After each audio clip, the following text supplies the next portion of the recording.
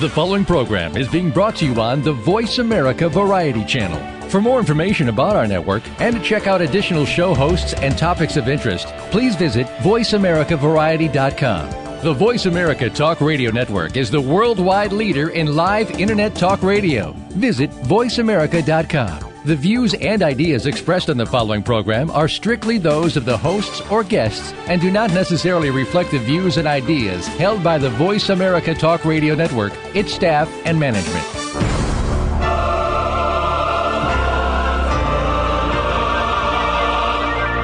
Welcome to Crime Prevention 101. We're so happy you joined us this week. Over the next hour, you'll learn the tips, tricks, and vital information that will help you keep yourself confident and safe. Now, here's your host, Susan Bartelstone. Welcome to Crime Prevention 101, the personal safety radio show with an optimistic perspective on a sober subject. I'm your host, Susan Bartelstone, and I am so glad that you've joined me today. I really am happy to have you spend time with me, and it's always my great privilege to spend the next hour with you, helping you keep yourself safe. And oh boy, what a show I have got today for you.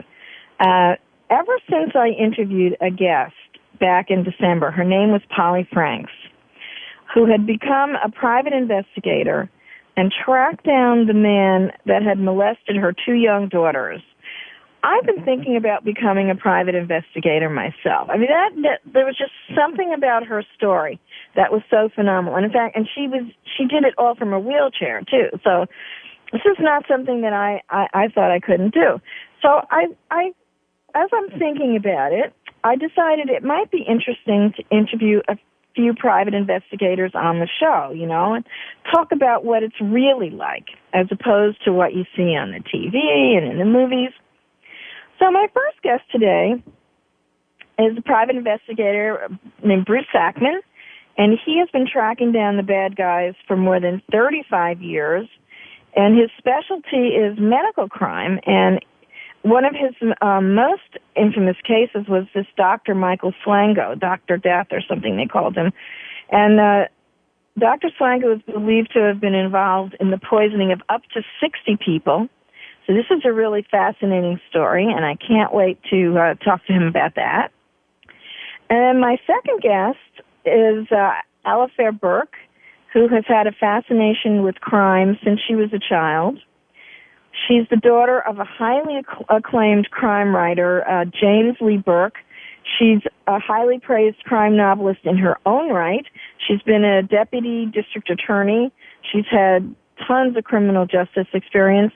And she's going to talk about her exciting new book, 212, which is about cyberstalking and murder. And I've done a whole bunch of shows on cyberstalking. Just love that topic. It's such a current topic. And then I'm going to introduce a new segment that I call Let's Catch a Criminal. And I'm going to end the show each week with this. And this came about because a while ago I interviewed the folks from the Heartland Crime Stoppers group. And Crime Stoppers operates anonymous tip lines all over the country. And people can call in with information that they may have about a crime that was committed in their area or the whereabouts of a fugitive that the FBI or local authorities are looking for. So each week, I'm going to feature a different Crime Stoppers group. And this is going to be the Crime Prevention 101 version of the America's Most Wanted TV show. And I'm really hoping that we can help Crime Stoppers catch some criminals. I'm so excited about this. So this week's Crime Stoppers group I'm going to be featuring is actually called Silent Observer. And we're going to be talking with Chris Cameron, who heads up the Silent Observer, and it's out in Grand Rapids, Michigan. Okay. Mm-hmm.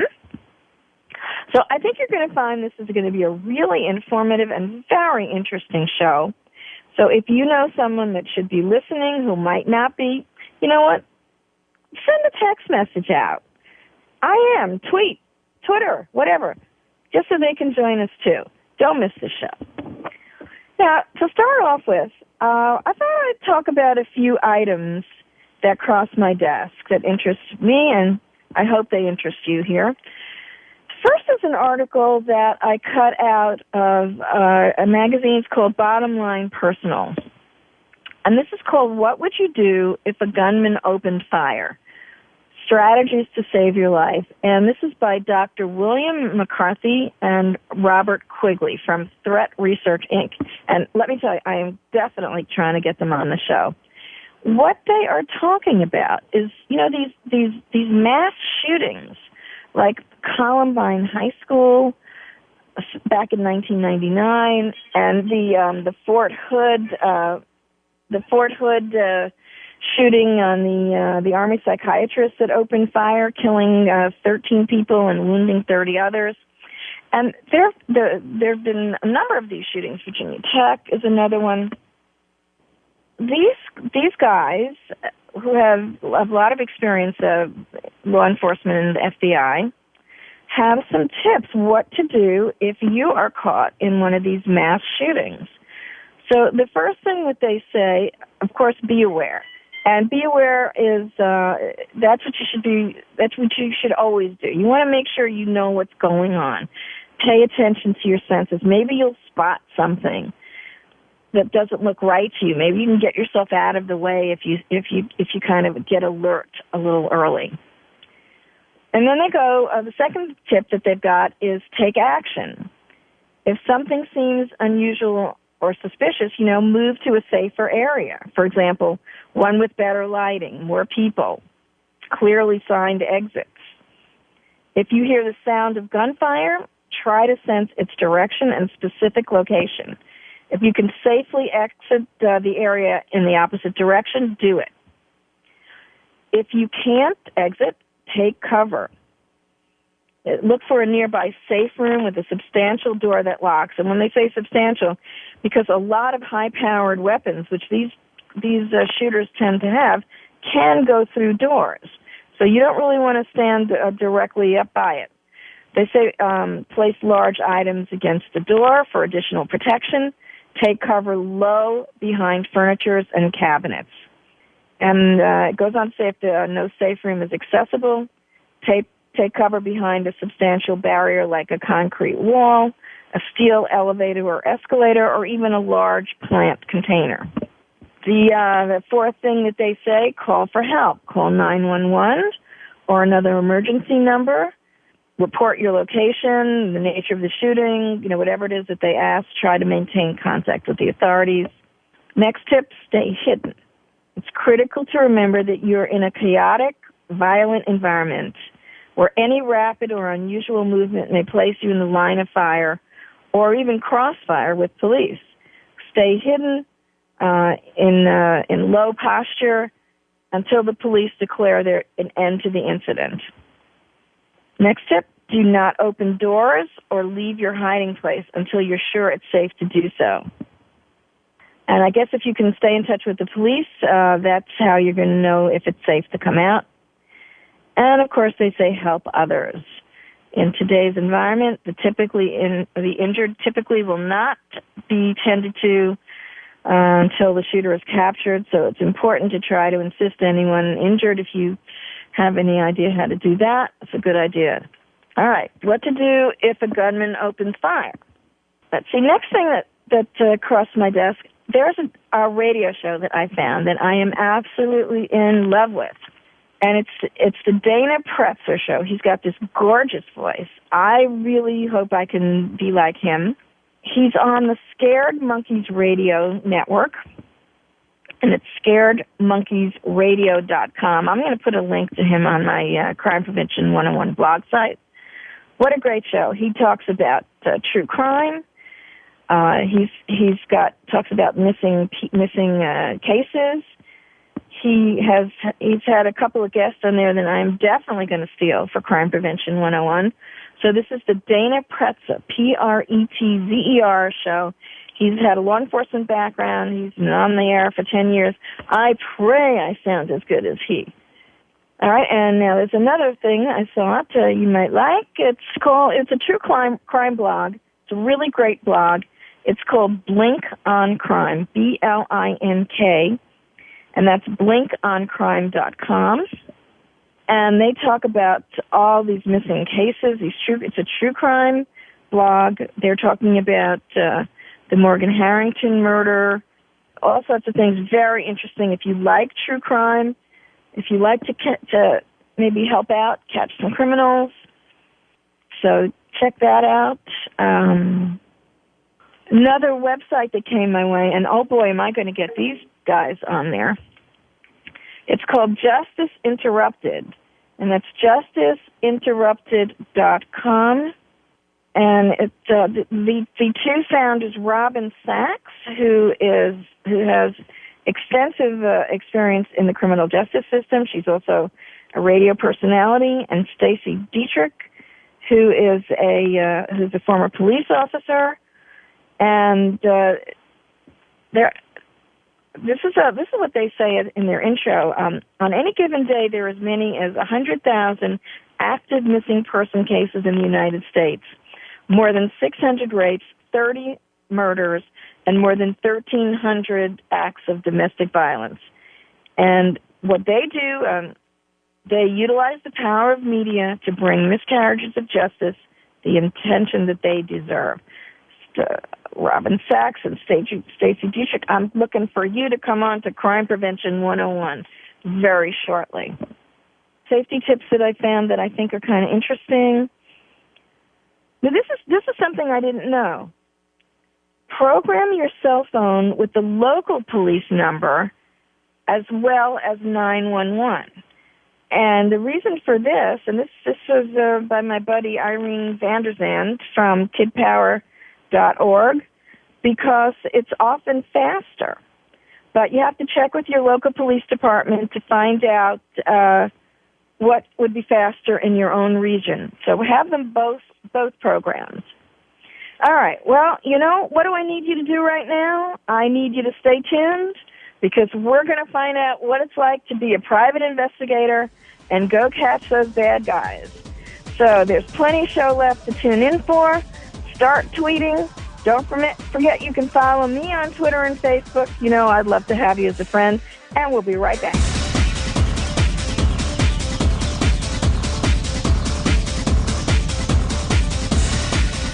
Talk, talk, talk. That's all we do is talk.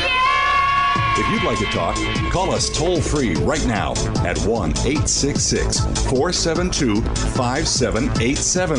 1-866-472-5787. That's it. VoiceAmerica.com. After more than 17 years' experience teaching safety skills to thousands of women and men, crime prevention and personal safety expert Susan Bartelstone concluded that by thinking and responding quickly, ideally within 20 seconds, potentially violent criminal encounters can be prevented. Using techniques from many different disciplines and illustrated by 60 real-life examples and success stories, Susan shows how it's done in her new book, Think Fast and Prevent a Violent Crime: How to Respond to Danger in 20 Seconds or Less. Check out www.crimeprevention101.com for more information. Streaming live, the leader in Internet talk radio, VoiceAmerica.com.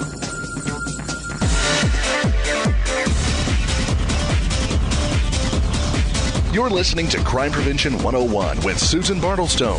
We invite you to share your stories, tips, or suggestions for topics you'd like us to cover, and Susan will address some of these on future shows. Send your story or idea to solutions@fightsafe.com. That email address again is solutions@fightsafe.com. Now back to Crime Prevention 101 with Susan Bartelstone. Hi, Susan Bartelstone here. If you're just tuning in, this is Crime Prevention 101, and I am getting ready to introduce my first guest, his name is Bruce Sackman, and he has over 35 years experience in medical investigations. He is a private investigator, something that I want to be. And this is a very unique specialty. He's worked primarily for the U.S. Department of Veterans Affairs, where he conducted and supervised hundreds of investigations in various healthcare establishments. His cases have been featured on the Discovery Health Channel, CNN, MSNBC, America's Most Wanted, my favorite TV show, to name a few. And one of his most high-profile cases was the infamous Dr. Michael Swango, who was estimated to have been involved in between 30 and 60 fatal poisonings of his patients and colleagues. And this was all over the world. Bruce currently resides in New York, my hometown, where he serves as the president of the Society of Professional Investigators. And you know I'm joining, Bruce, right? Absolutely. I'm going to see you Thursday night at the meeting. Well, we're very excited to have you come on board.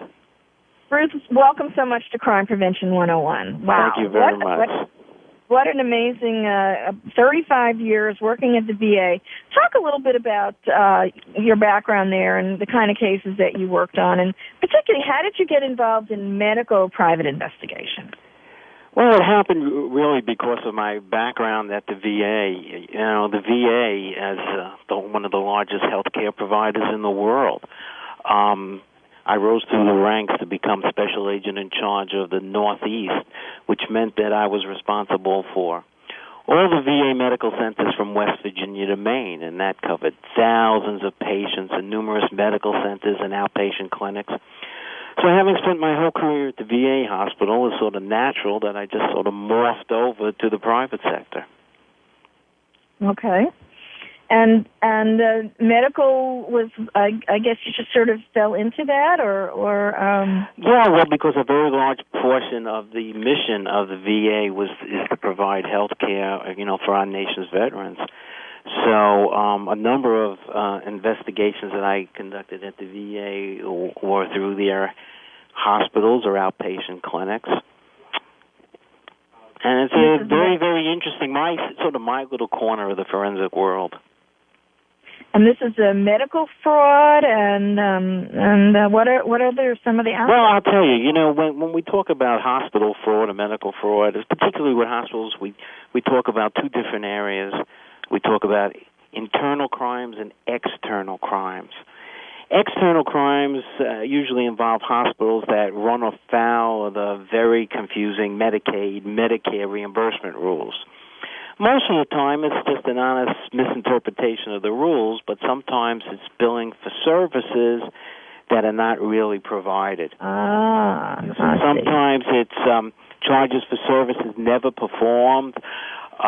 Sometimes it's charging for more expensive services, such as a visit to a specialist when a patient actually only saw a nurse or an intern.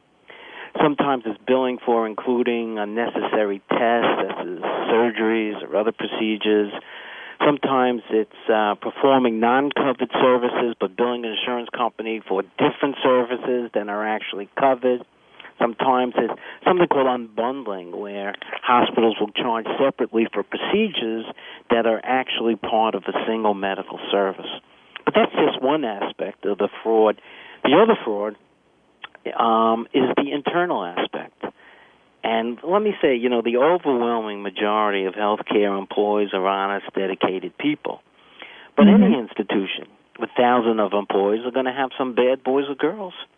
Some will steal, some will misuse pharmaceuticals, some may commit workers' compensation fraud, they may misuse their computers, or they may embezzle funds. Our hospitals are like very large cities. They purchase everything, including food, clothing, machinery, all sorts of services.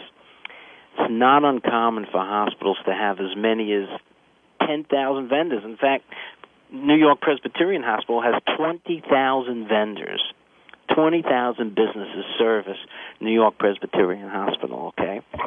And the vendors are constantly trying to outdo each other. I mean, sometimes this takes the form of bribery and kickbacks to employees. So those are some of the things that I look into. And lastly, one of the newest problems, of course, is medical identity theft. Where, really? Yeah, well, what happens is that, it's bad enough when you lose your personal identity for financial reasons, your credit card problems and all the other problems. But medical identity theft is actually worse, because what happens is that the hospital can create a medical record with your name, but someone else's medical history, someone that has assumed your identity. So let's say all of a sudden, Susan, you check into a hospital and they go to the computer and they pull up a medical record that has your name on it, but it's somebody else's medical history. Could you imagine the problems that could occur from something like that? Why would someone want to give me a bogus medical history? I'll tell you why. Because they don't have insurance, and you do.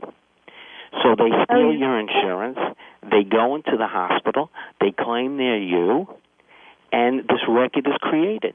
Then all of a sudden, God forbid, Susan goes into the emergency room, and they pull up a file, but it's not your medical record. It's someone who assumed your identity. Pretty terrible, isn't it? This is the first time I've actually heard about this. I'm appalled. And you know what else? And this is a particular pet peeve of mine. Every time I go to a doctor, I have to give them my Social Security number. And they have these charts lying around. Anybody that works in a doctor's office can have access to my private information, including my Social Security number, any temporary employee, any fired employee. They're I don't know about elsewhere, but in New York, my doctors, these things are just lined up all over the places, lying out in plain sight. If you had a mind to, you might even be able to see it from that patient counter that you go up to. You could see my numbers. I don't like that. Well, you're absolutely right. And unfortunately, privacy is dead. I mean, if you think about it, if you go into a medical center, as a matter of fact, let's say you're an employee of a medical center. And this is what I say to employees of the medical center. I said, do you know how many places in a medical center actually have your Social Security number? And they have no idea. From human resources to all the different clinics that they may have gone to as patients. They have no idea. This is worse than I thought. All right, I'm starting to get depressed. I'm sorry. All right, I'm going to have to figure out something, and when I do, I'm going to put my solution on the air. Let's talk. You've had a number of cases that were featured in the media, particularly this Michael Swango case. Yes. How did you get involved in that? Well, in 1993, I was a special agent in charge of the VA Office of Inspector General, and I sort of got a phone call that changed my life. What happened that Swango was doing a one-year psychiatric residency at the VA hospital in Northport, actually through the State University of New York.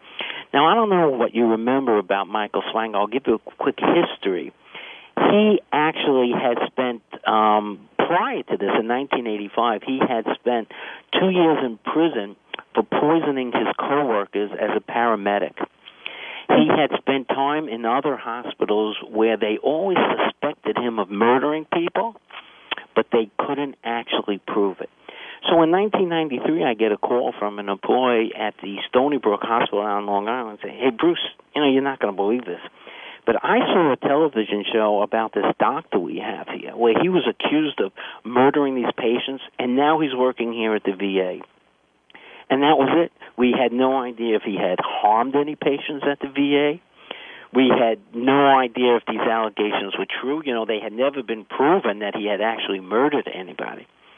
So we hopped in the car and we went out there and we spoke with Swango, and I'll tell you, he was very charming, as many sociopaths can be, and just denied everything. And the next thing you know, he took off, left the country. Wound up working in Zimbabwe and Zambia in 1994 because there's such a shortage of physicians. They were very happy to have him. Well, all of a sudden, as he's working there, they suspect that he was killing patients as well. During the time that he was away, what we were doing at the VA, we had to actually review every patient's chart, everyone who was a patient at the Northport VA. During the time that Michael Swango was there, we had to review his chart. And we narrowed it down to a few patients that we thought died unexpectedly who had been seen by Swango. Well, anyway, Swango returns to the United States, and he's arrested not for murder, but for actually lying on his application to the VA because he had said he had never been arrested.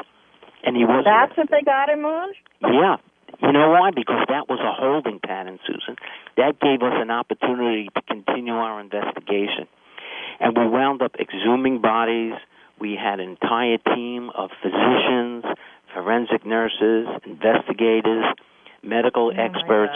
And to make a long story short, we were able to prove that he had actually murdered 3 of our nation's heroes at the Northport VA Medical Center. And he pled guilty to that. He also pled guilty to killing a 19-year-old gymnast at Ohio State Hospital back in 1984, which we were able to uncover as a part of our investigation as well. But people always ask me, they say, Bruce, do you know how many people he killed? You know what? I don't even think he remembers how many people he killed. They say up to 60 people, they think. It could be that. It could be more. When he was in Africa, he killed women, children, pregnant women. He really didn't care. We're going to have to talk more about this. I can't believe this segment is just about over. I got a website here, www.spionline.org. Is that .info. .info. Give it again.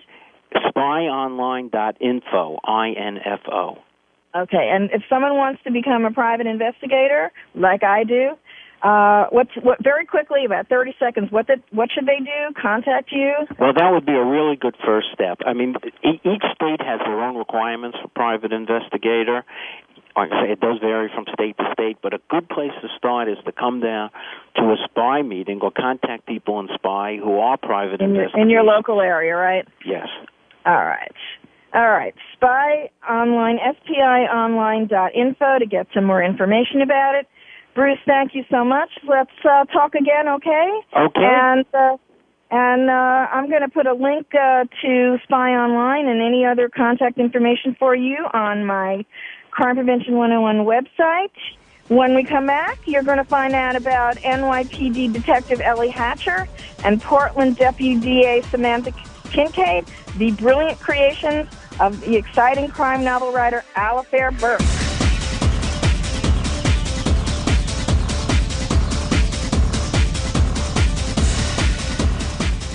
News, opinion, your voice counts. Call toll-free 1-866-472-5787. 1-866-472-5787. VoiceAmerica.com.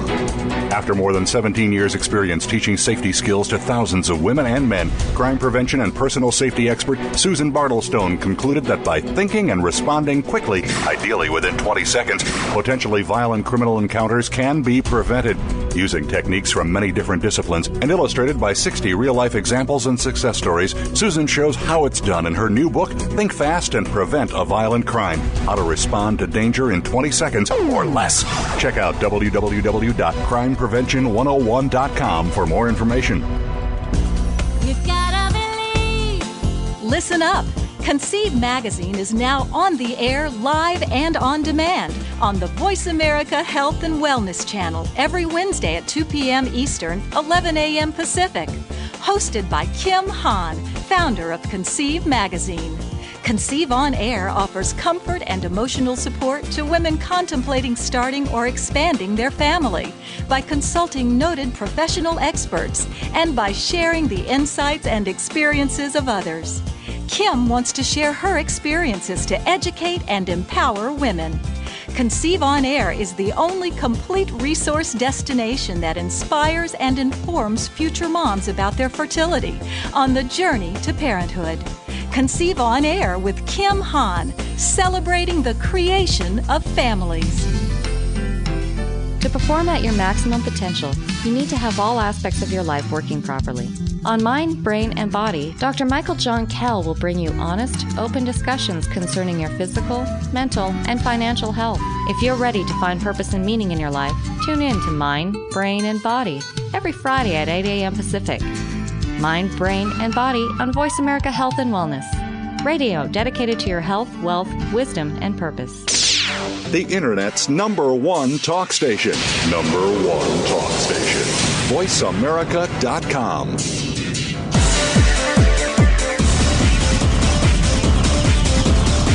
You're listening to Crime Prevention 101 with Susan Bartelstone. We invite you to share your stories, tips, or suggestions for topics you'd like us to cover, and Susan will address some of these on future shows. Send your story or idea to solutions@fightsafe.com. That email address again is solutions@fightsafe.com. Now, back to Crime Prevention 101 with Susan Bartelstone. Yes, indeedy. This is Crime Prevention 101, and I'm thanking you so much for tuning in. I can't wait to introduce you to my next guest. Her name is Alafair Burke. She was a graduate of Stanford Law School, and she was a former deputy district attorney in Portland, Oregon.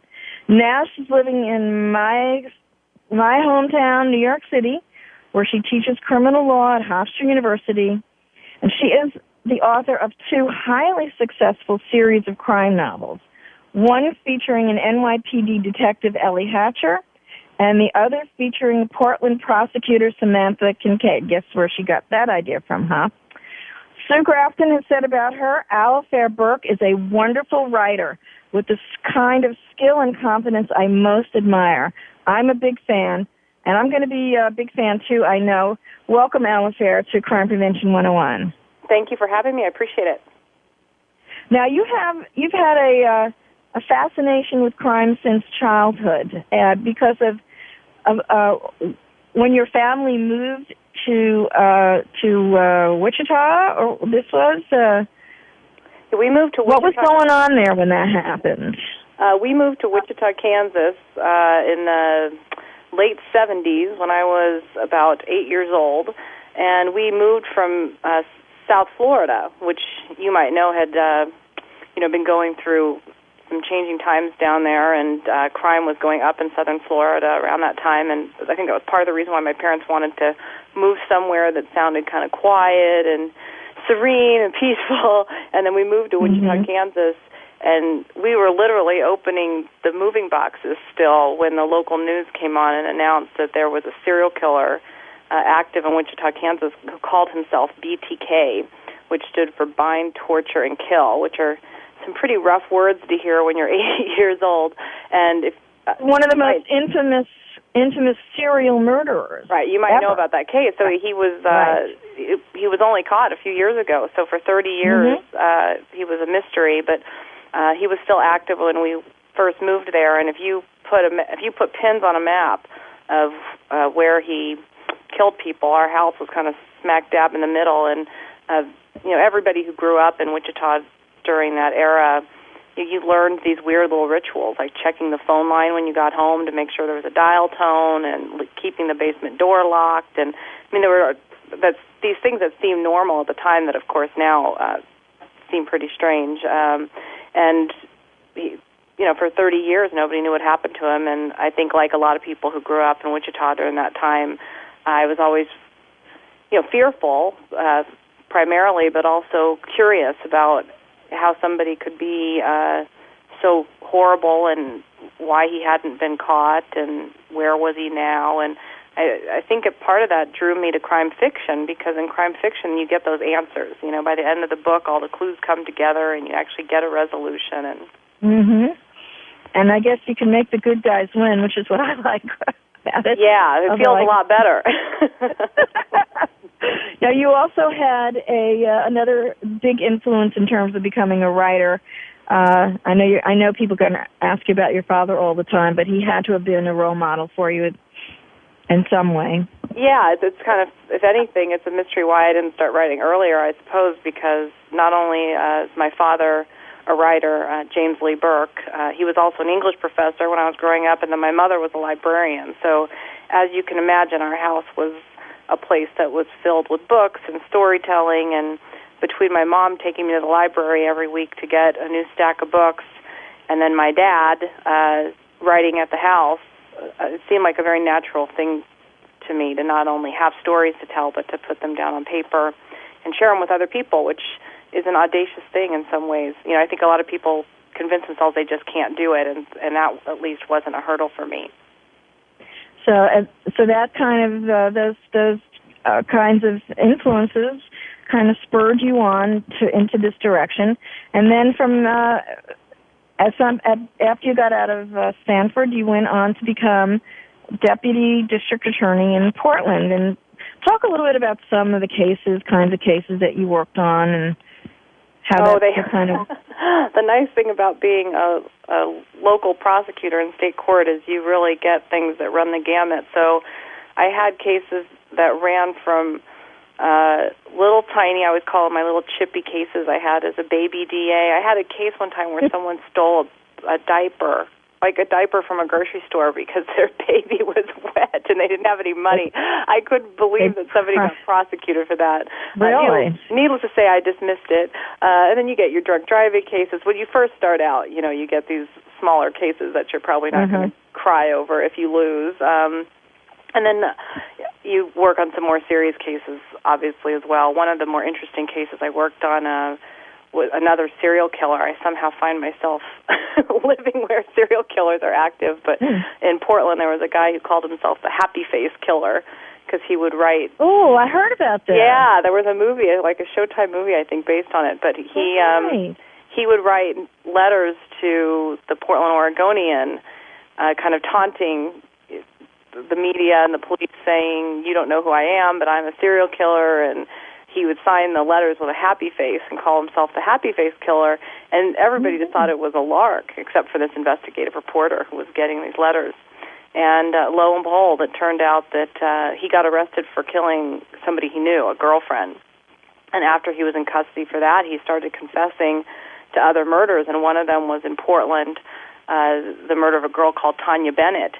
And 2 other people had already been convicted and had been in prison for 5 years for aggravated murder for supposedly killing her. It turned out they didn't do it. So I was pretty new in the office at the time, but I worked as part of a team that got the 2 innocent people out and got the Happy Face Killer convicted. So that was one of the most fascinating cases I worked on. Terrific.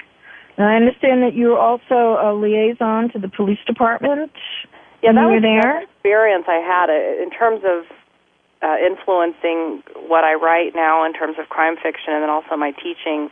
I teach criminal law and criminal procedure.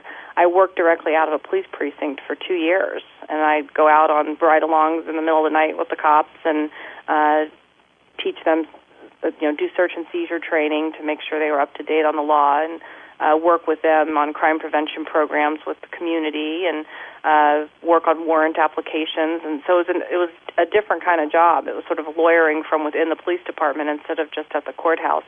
And I learned so much about not only police procedure, but also the culture. And my books, I like to think my books are very authentic depictions of the police culture and the way an investigation works. Well, I'm sure that was, that was a perfect marriage of your background and experiences with your writing, and your imagination and your writing ability. So, let's talk a little bit about these two crime series that have been very, very well received. Just give us a little bit of a rundown, and of course, I want you to talk about 212, which is coming out, the new book coming out in March. 212 is out on 323, as I like to say, March 23rd. I wanted it to be February 12th, because then it would have been 212 comes out on 323. That would have been perfect. March 23rd instead. But so I have 2 different crime series I've worked on, and my first 3 books were about a Portland prosecutor called Samantha Kincaid, and you joked at the beginning, I wonder where she got that idea from. It was a very natural way for me to start writing, was to set my first few books in the very office where I had worked. And in fact, my very first novel, Judgment Calls, was loosely based on the Happy Face Killer case. So many of my books are based on cases I actually worked on. And then more recently, I started a series about NYPD detective Ellie Hatcher, who's a homicide detective right here in Manhattan. And the most recent book, which comes out March 23rd, is called 212, which is the Manhattan area code and also the name of a building in the book where a murder takes place at the beginning. And that book is kind of loosely based on a combination of the Elliot Spitzer sex scandal and also another sex scandal back in Oregon involving a former governor who had what he called an affair with a 14-year-old babysitter. Client number 9. Which was kept secret for many years. And exactly, the client number 9 thing. So the theme of my last few books have, interestingly, when I moved my writing to New York, when I started writing about crime in Manhattan, I found that one of the challenges is that Manhattan has such a famously low crime rate that to really be authentic, you can't just have random street crime, because then people say things like, "Oh, that doesn't happen anymore." and let me just emphasize this, because this show is a national and international show. The crime rate in New York City is one of the most safest large cities. It's ranked right up at the top there. Right. It's an ironic thing, is New York used to be famous for being dangerous, and now it's very safe. And it doesn't mean you can let your guard down. You can't let your guard down, but it's not a very scary place anymore. And part of that is because you're not isolated, right? The streets are being used by law-abiding people, and it's a very busy place. And so, when you're surrounded by people, it's just less likely that something really terrible is going to happen, which is nice. But so where I was going with this is what I've been doing in my last couple books is exploring how people make themselves vulnerable in that setting. So in Dead Connection, which was the first Ellie Hatcher book, it's about Internet dating. And I've actually met my husband online. and people make themselves vulnerable because you want to believe that the person you meet online is the person that they say that they are. But of course, people can make up identities, they can lie. So I explored the dangers of Internet dating in Dead Connection. My last book, Angel's Tip, explored women going to these very elite nightclubs, and then they wander off with men that they just met when they've been drinking all night. And then finally in 212, it's about the Internet sex trade, which the line between legitimate dating and the sex industry has really gotten blurred in ways that we've seen, unfortunately, in cases like the Craigslist killer case. So 212 is based on that. Well, this sounds so exciting. I can't wait to get my copy of it, Alafair. I want to give it out to your website. The one I've got here, www.alafairburke.com, and that's ALAFAIRBURKE.com. That's right. And Correct? I'm also on Facebook and Twitter, and I like to meet readers online. That's great. Okay, I'm going to friend you as soon as I get off. Always nice to have a new friend. Thank you. It was an absolute pleasure having you with me today, and I'm going to make sure I link. You're going to have the link on my Voice America page and on my Crime Prevention 101 blog as well. Oh, well, thank you so much. In just a few seconds, we're going to try and catch a criminal with Chris Cameron from the Silent Observer Crime Stoppers Group in Grand Rapids, Michigan. Don't go away.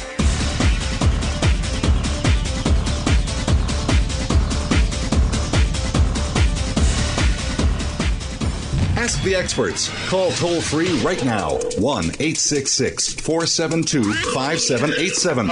And ask our all-star team to answer your question. That's 1-866-472-5787. Thank you for calling. VoiceAmerica.com. After more than 17 years' experience teaching safety skills to thousands of women and men, crime prevention and personal safety expert Susan Bartelstone concluded that by thinking and responding quickly, ideally within 20 seconds, potentially violent criminal encounters can be prevented.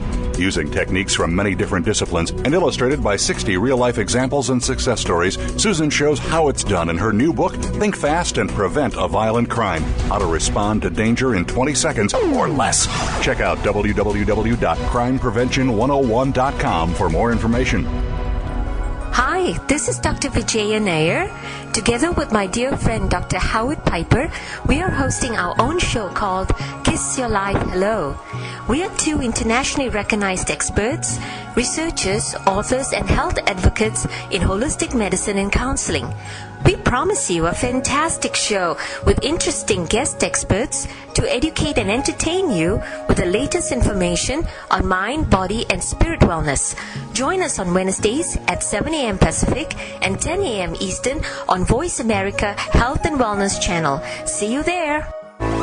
Women in business today face many challenges in advancing their careers and reaching their goals. There are corporate executives, entrepreneurs, and business owners that have made their mark in business. Now you can learn their secrets and tips. Listen to Women Mean Business as your host, Bonnie Marcus, explores how to thrive in the business environment, navigate the workplace, and climb the corporate ladder. Listen live every Tuesday at 2 p.m. Eastern Time on the Voice America Business Channel and effectively promote yourself today.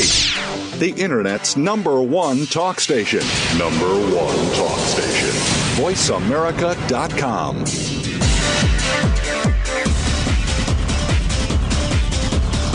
You're listening to Crime Prevention 101 with Susan Bartelstone. Susan would like to remind you that no absolutes exist in a crime scenario, and no advice can possibly address every variable. Each situation should be evaluated individually and responded to in a way you instinctively judge best. It's Susan's aim on this show to provide you with the information and options that will help you make that instinctive assessment quickly and safely. And if you're already a survivor of the kind of crime we're talking about on the show today, or any other crime for that matter, please remember that there are no right or wrong responses in a criminal encounter, and nothing that happened to you was your fault. Even if you think you used bad judgment in a situation and left yourself vulnerable, that's never an excuse for a crime or for violence. So please, call yourself a survivor, not a victim, and understand that with time, distance, and the proper professional help, you can put what happened into perspective and get on with your life. If you'd like to share your stories, tips, or suggestions for topics you'd like us to cover, send your comments to solutions@fightsafe.com, and Susan may address some of them on future shows. That email address again, solutions@fightsafe.com. Now, back to Crime Prevention 101. This is Susan Bartelstone, and I just want to remind you that Crime Prevention 101 is available on iTunes. You don't even have to be at your computer to hear all these golden words.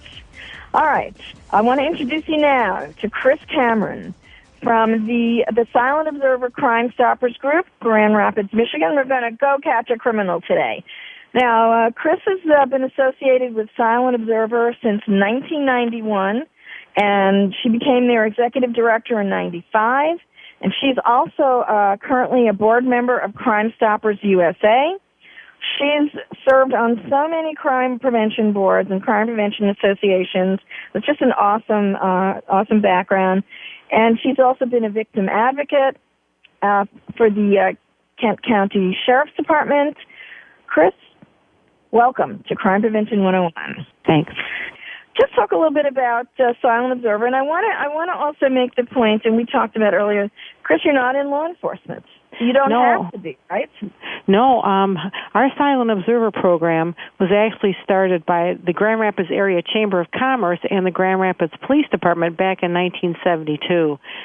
So the Chamber of Commerce is a business organization, and they promote business, and they feel that if you don't have a safe environment, businesses would lose its customer base, and the community then would lose its businesses. So a safe community is good for everyone, and that's why the Chamber is involved. So I am a civilian coordinator, and I am an employee of the Chamber of Commerce, but all of my duties have to do with Silent Observer. Perfect. So I want people to understand that, because one of the goals I also have with featuring Crime Stoppers and Silent Observer type organizations is that I want people to understand they can start them in their own backyard. And we'll talk a little bit like that a little further on in the program. And you don't have to be law enforcement to do it. You do have to have some community roots. So something like the Chamber of Commerce would be a perfect vehicle, right? Oh, absolutely. In the Michigan, and especially the West Michigan area, all of the Silent Observer programs are chamber-based. Crime Stoppers is usually police department-based, but there are some Crime Stopper groups across the country that are actually housed and a program of their Chamber of Commerce. So if it's hard to deal with law enforcement and getting them to move on it, you could always go to your Chamber of Commerce to see if you could become a part of them. And you can. We'll talk about how you can do this through Crime Stoppers USA a little further on. But talk a little bit about what Crime Stoppers and what Silent Observers does and how they catch the criminals. Well, our Silent Observer program works just like Crime Stoppers. We offer an anonymous tip line where people can call in and report information about crime anonymously. I mean, that is our biggest promise. We guarantee that caller will be anonymous.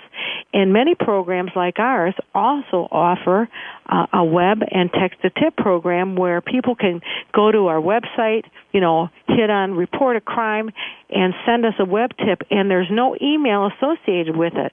We can even have a two-way conversation with that tipster. And the same with the text-to-tip program. There's people that, like our program that offers this to the community where tipsters can text us information about crime, and we can text them back, and we won't even know, their cell phone number. We don't know where that tip is coming from. So we offer many ways for people in the community who want to do the right thing, who want to report crime, to contact us anonymously. Right, and that's really, really important because sometimes, the person you're reporting on might be very close to you. You can't get involved. You don't want to be involved, but you want to do the right thing, and you want to see that wrongdoing is punished. So the Crime Stoppers and the Silent Observer groups, this is a way that you can do it anonymously, and I think that's amazing. I love that idea. Oh, and absolutely. And there's even legislation in most of the states in the country that prohibits, anyone from trying to subpoena our information or our phone records and that type of thing. So it truly is an anonymous program, and it's protected by laws in many of our states. Now, you have a special program for schools. Want to talk a little bit about that? Sure. We have a program called Fast 50, and that's where students can call our regular tip line and report instances of drugs, weapons, major theft, vandalism, threats of violence, and arson. And then we take that tip and we send that directly to the school, and then the school administrators will then follow up. We don't send it to the police. The school deals with it, and then if the school wants to get police involved, they can. If that tip clears up some kind of offense or some kind of contraband is recovered, that student tipster will receive a $50 reward, $100 if a weapon is recovered. Now, it's perfect. Since 2001, 791 students in Kent County, Michigan, have been reprimanded for violations of the school conduct code, and we've paid out over $42,000 in reward money. So it's a great program. And just like our regular Silent Observer, not everyone claims a reward. Some kids are calling just because they want to keep their school a safe place to learn. So it's kind of a neat program. Oh, very. I'd love to see that spread. I guess there probably are, hopefully there are more like that in affiliated with Crime Stoppers. It's a great idea. Yes, it's a wonderful program. All right, now, Chris, do you have a case that we can help you out with, hopefully, on Crime Prevention 101? Absolutely. I want to highlight an unsolved homicide of a woman named Jana Kelly. She was a 60-year-old woman whose family meant everything to her, and she loved her job at the insurance agency where she worked for 32 years. But her life ended tragically and mysteriously, and her death has been a tremendous loss for her family and many friends. On December 4th, 2007, Jana stopped at a Michael's store around 6:30 p.m., and it appears that she went home after running that errand, but after that, police just don't know what happened. The next day, where was the Michael's store? Chris? Oh, it was in Grand Rapids, Michigan. Okay. On 28th Street. Okay. Well, the next day she didn't show up for work, so the family members got very worried and reported her missing. And when they went to see, what was going on with her, she was gone and her car was gone. And there was no sign of forced entry into the home and no signs of a struggle. But later that evening, her purse and wallet, with her credit card still intact, were found in a trash can at a car wash a couple miles from her house. So it wasn't a robbery? Well, we don't know what happened. I mean, it doesn't appear to be because everything was still in her wallet. And then the next day, her car was found abandoned, again within a few miles of her home. Well, after months of searching, police and family and search crews, a land surveyor found Jana's body on March 13th, 2008, 4 months after she went missing in a remote area of Grand Haven Township in Ottawa County, Michigan, some 30 miles from her home. The site where she was found is so secluded it had a 2-track leading to a clearing where she was dumped that police believe the suspect must have been familiar with the area. Now, there's no signs of obvious signs of trauma, but police do have some forensic evidence. However, it has not led them to the suspect. Now, Jana's family and her employer are offering a $50,000 reward for information leading to the arrest and conviction of the person involved in her death. Jana was one of those truly innocent victims of this horrific crime, and her family needs justice, and that criminal must be removed from our streets. All right, Chris, give out the tip line if anyone has any information that's in the Grand Rapids area. Yep, they should contact Silent Observer at 866-774-2345, or they can go to www.silentobserver.org and click on the Report a Crime section of our website. All right, and is her picture there? So that yes, her picture's there. Picture and all her information. All right. Fantastic. All right, Crime Prevention 101 listeners, if you're in that Grand Rapids area, take note of this, 866-774-2345. We want to help out. Or go to silentobserver.org.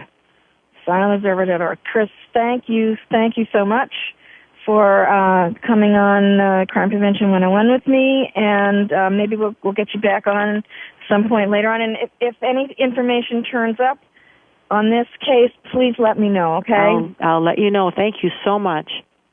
Thank you again for being with me today. Okay, thanks.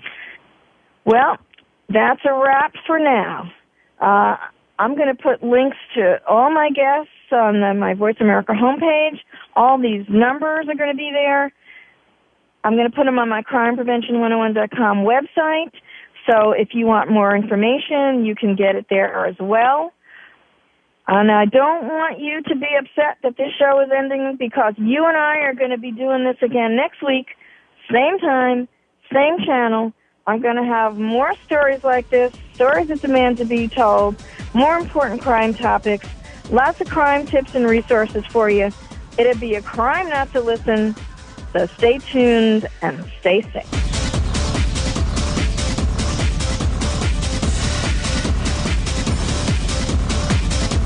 We hope you got some useful information and inspiration this week on Crime Prevention 101. Susan Bartelstone invites you to join us again next Thursday at 5 p.m. Pacific and 8 p.m. Eastern Time here on Voice America. If you want to learn more about Susan's guest, sign up for her newsletter, or find out about upcoming teleseminars and workshops, go to www.crimeprevention101.com today. Have a great week and a safe week.